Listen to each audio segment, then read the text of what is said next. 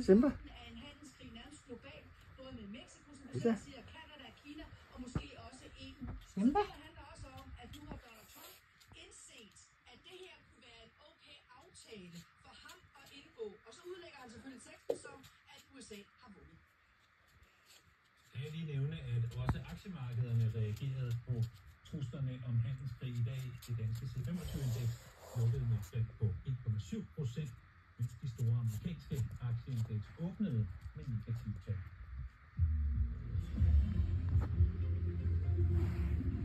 Fiskeri med bundslæbende redskaber skal forbydes flere steder, foreslår fiskeriministeren. Trålfiskeri, muslingeskvar skader havbunden og ødelægger planter og levesteder.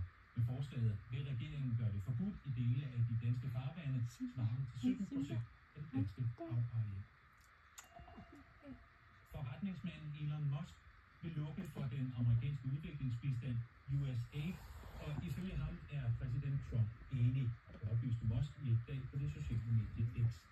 USAID er den største enkeltdonor i verden og sendte alene i 2023 over 520 milliarder kroner til en række udviklingslande.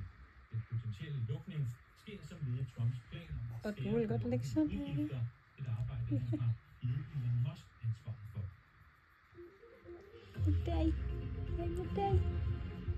Pludselig overfald, trusler, kvælertag, skub og svart.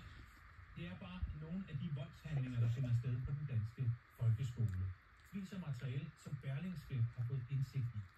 Ifølge Berlingske oplever lærere i folkeskolen, at vold mellem elever og vold mod lærere stiger.